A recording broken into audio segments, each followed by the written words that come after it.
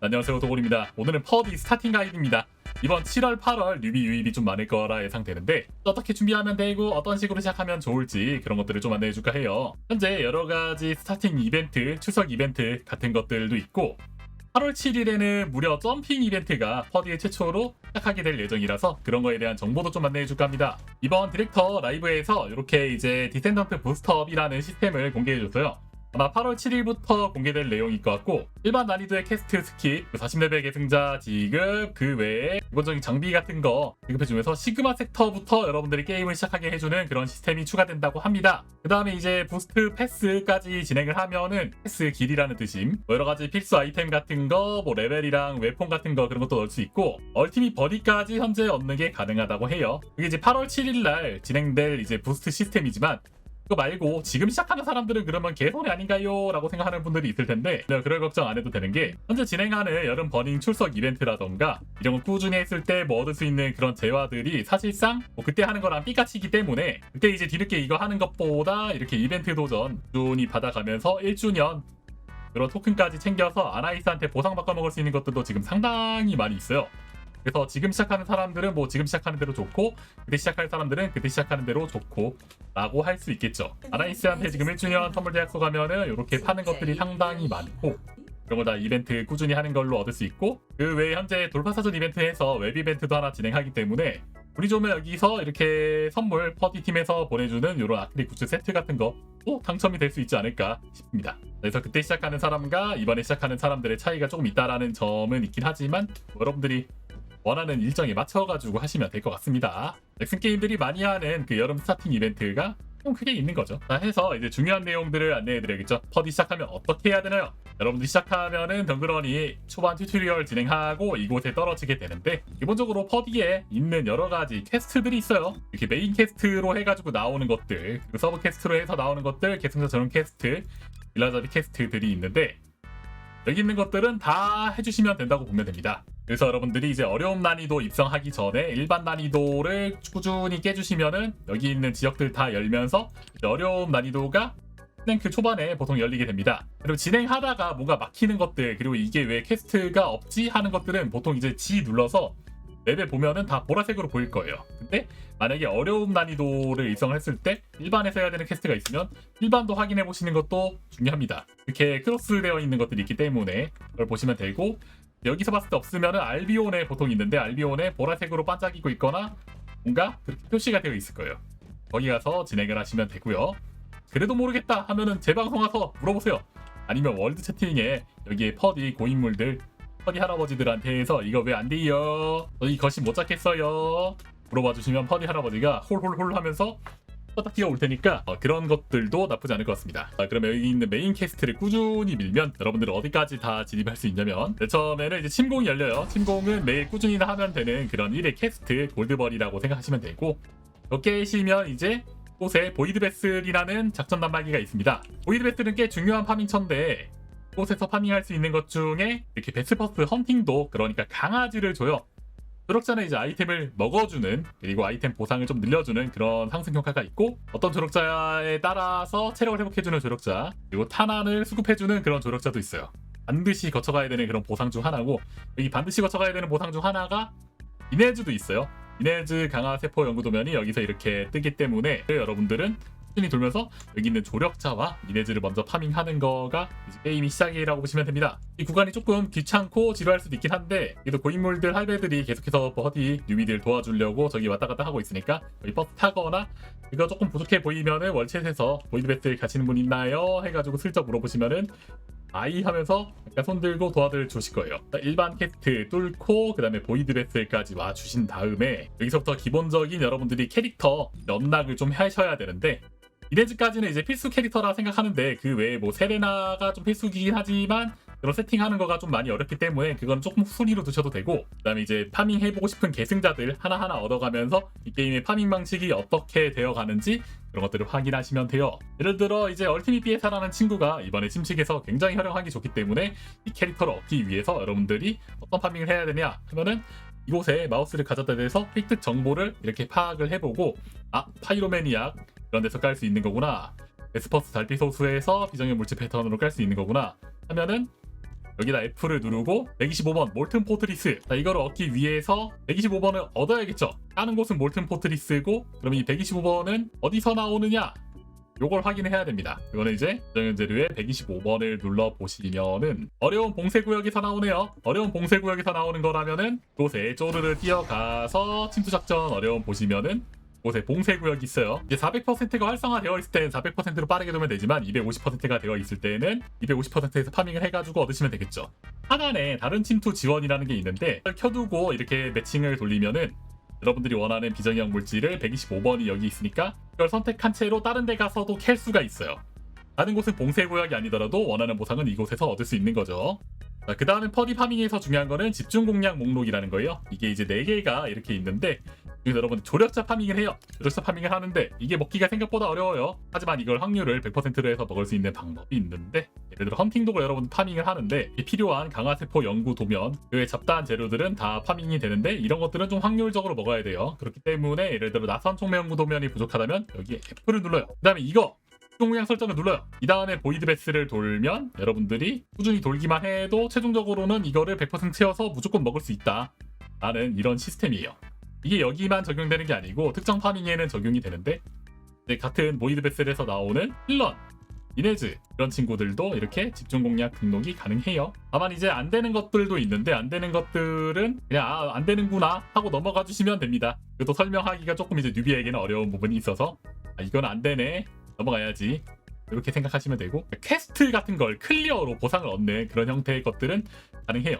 무기들도 아무거나 되는 건 아니고, 예를 들어 최후의 비수 여러분들이 나중에 파밍을 많이 할 텐데 최후의 비수도 이렇게 퀘스트를 클리어로 해서 얻는 거기 때문에 이것도 집중 공략 설정이 가능합니다.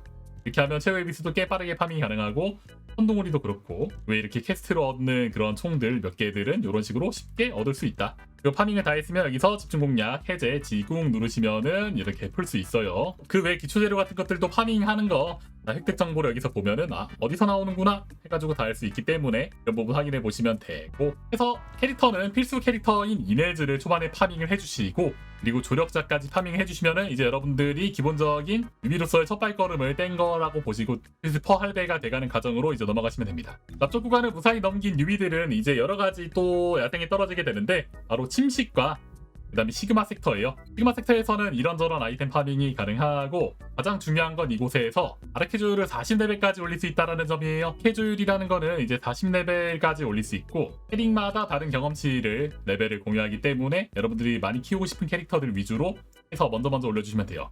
이제 처음에는 이네즈가 되겠죠. 여기도 이제 꾸준히 고인물들도 뉴비들도 파밍하는 곳이기 때문에 회전이 빠르기 때문에 공방 가가지고 버스를 타든 해서 도시면 되고, 아르케줄 경험치 올리면서 저거 레벨업하고 이곳에서 얻는 외장 부품이랑 반응로 그런 것들도 중요하니까 어느 정도 마킹 해가면서 파밍하면 좋아요. 그곳에서 또 이제 많이 중요한 게 잡동사니 제외 필터인데, 이거 세팅하는 방법 잠깐 알려드리도록 하겠습니다. 잡동사니 제외 필터는 그냥 제 세팅 그냥 보고 완전히 따라하세요. 첫 번째는 무기이고 이런 식으로 세팅해 놓으시면 되고요. 자, 두 번째는 반응로입니다. 천천히 스크롤 내릴 테니까 쭉 보시면 될 것 같아요.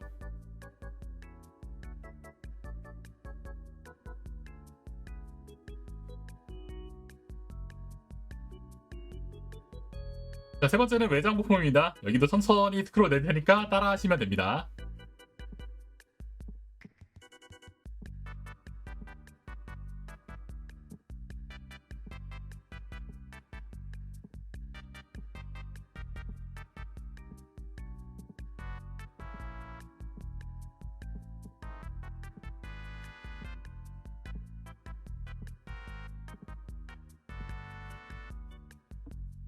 이렇게 세팅을 해놓으면은 제가 이제 마킹해놓은 것들 제외하고 다 갈아버리는 형태가 되기 때문에 필요 없는 거 깔끔하게 정리할 수 있으면서 딱 필요한 파밍만 한다라는 느낌으로 힘을 남겨줄 거예요. 방금 이야기해 주신 대로 하면은 필요 없는 것들 딱 이렇게 시프트해서 깔끔하게 다 날려버릴 수 있고요. 그 다음에 이 시그마 섹터 파밍하면서 보통 다 18랭크가 될 텐데, 18랭크 빠르게 올리고 싶으신 분들은 마스터리 랭크가 20까지 이제 필수적으로 수용량이 오르기 때문에 여기까지는 빠르게 도달하는 게 좋아요. 빠른 레벨업을 위해서는 여러분들이 한 번도 안 쓴 총, 그리고 한 번도 안 레벨업을 안 한 대승자들을 40까지 올렸을 때 거기서 마스터리 랭크 경험치를 많이 얻을 수 있어요.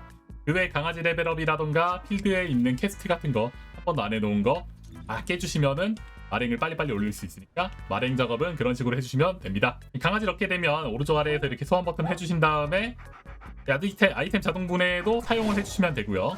다음에 여러분들이 이제 침식을 도전을 하게 될 텐데, 침식도 이제 10단계에서 10단계까지 최근에 줄어들었기 때문에 10단계까지 단계가 조금 어려울 거예요. 그래서 여기서는 이제 여러분들이 세팅을 어느 정도 해야 이렇게 올라갈 수 있고, 오른쪽 아래에 속성 저항이 어떤 거인지에 따라서 이제 좀 더 쉽게 잡고 어렵게 잡고 그런 게 있긴 하지만, 어느 정도 단계까지는 이네즈 세팅을 여러분들이 잘 해놓으셨다면 그걸로 쭉 미는 게 가능해요. 그래서도 만약에 미는 게 조금 어렵다면 퍼할배들한테 요청을 해가지고 내가 10층까지 가고 싶은데 혹시 도와주실 분들이 있나요? 해가지고 가보시는 것도 나쁘지 않습니다.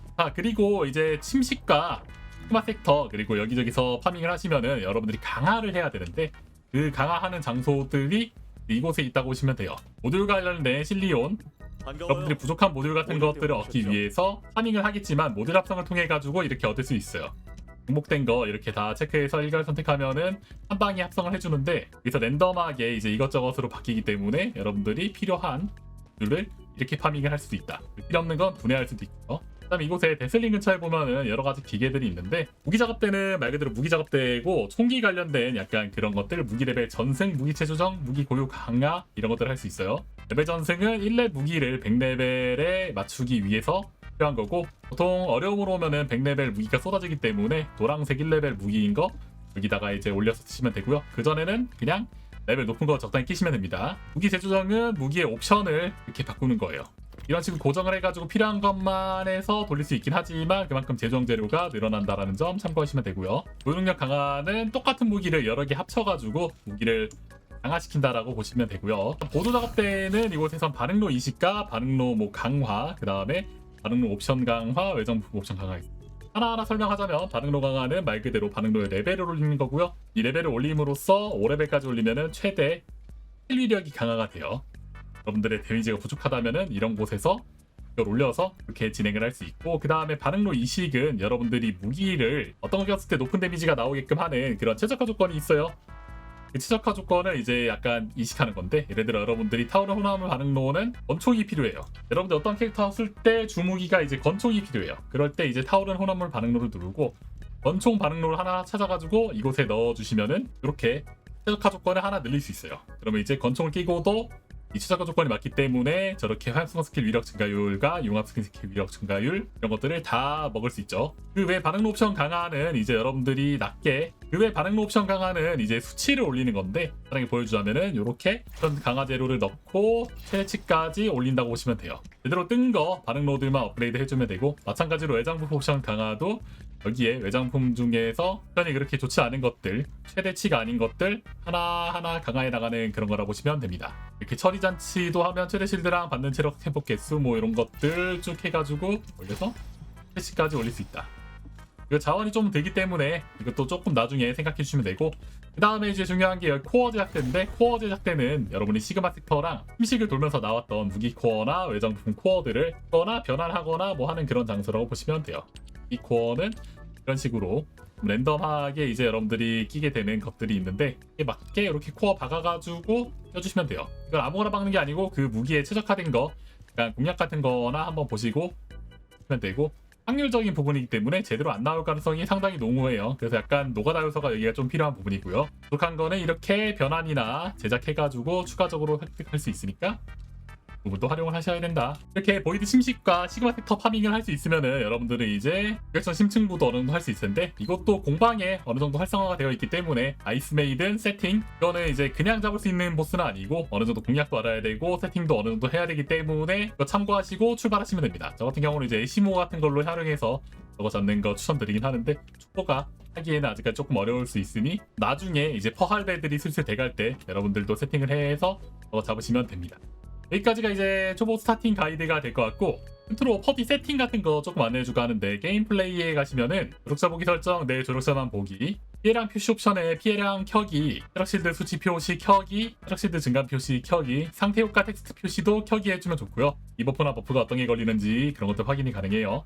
이번 이동 방식은 이제 전력 질주로 해놓으시면 바로바로 뛰고, 발사 모드 변경도 켜기 꼭 해주셔야 됩니다. 그래플링 훅 보정 켜기 되어 있을 거고, 그러면은 근처에 뭐 건물 같은 거 있으면은 그거 해가지고 딱 눌러주는 그런 형태로 적용이 됩니다. 폭발 이펙트 본인만 표시하게 하거나 아니면 모든 대상 미표시해도 되는데 스킬 같은 거 터지는 것도 표시가 안 되기 때문에 본인만 표시 정도로 해두고 필요할 때 키고 끄고 하시면 됩니다. 등 뒤 무기 숨기기는 이제 뭐 등 뒤에 무기 있을 때 안 보고 싶으면 켜기 하시면 되고, 다이나믹 모션 강도는 이제 기본적으로 중간 세팅되어 있을 텐데 중간 정도로 해두셔야 보기 좋더라고요. 일단 화면에서 이거는 시야 범위가 있는데 기본적으로 이거를 가까이서 보고 멀리서 보고 할 때 조절하시면 돼요. 처음 값은 90이기 때문에 이 정도 화면에서 보지만 여러분들 좀 더 편하게 넓은 범위에서 보고 싶다면 시야 범위 120% 해가지고 이렇게 하는 것도 나쁘지 않아요. 카메라 흔들림은 오프 해두는 거 좋고요. 도시드는 카메라는 켜기 해주세요. 그 외에 조작 같은 거에서 연타해야 되는 그런 스킬들의 경우 저는 이렇게 마우스 휠 위쪽과 아래쪽으로 해서 보통 세팅을 해놨어요.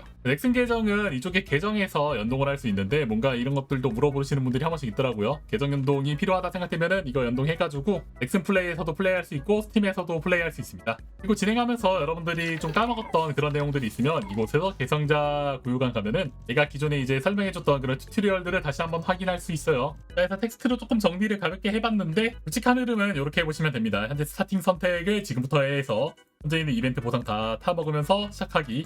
이하는 이제 8월 7일 점핑 이벤트부터 하기가 있고 여기 있는 보상을 못 먹긴 하지만 그래도 이렇게 시작하는 것도 나쁘지 않다. 시작 이후에 여러분들은 기본적으로 스토리 밀기 이거 꾸준히 해주시면 되고 이제는 많이 펴졌기 때문에 할 수 있습니다. 보이드베슬 파밍이 이제 가장 중요한 파밍 분기점인데 이곳에서 조력자랑 이네즈 파밍이 필수 코스예요. 얘네 2명 정도 파밍하면은 그 이후부터는 여러분들이 자유롭게 좀 플레이가 가능하고 여기서부터는 나머지 시그마 섹터 형식으로 코어 파밍, 와르케 파밍 하시면서 못 만들었던 캐릭터, 총기 세팅하시기 시작하면 됩니다. 그래서 오늘 가이드는 여기까지입니다. 아무래도 굵직한 부분만 좀 흐름을 잡아줬기 때문에 그래도 하시면서 모르시겠다 하는 것들이 있으면은 유튜브 댓글로 시간 찾아오셔서 물어보셔도 되고 뭐 카페에도 있으니까 카페 물어보셔도 되고요. 많이 해주시기 바랍니다.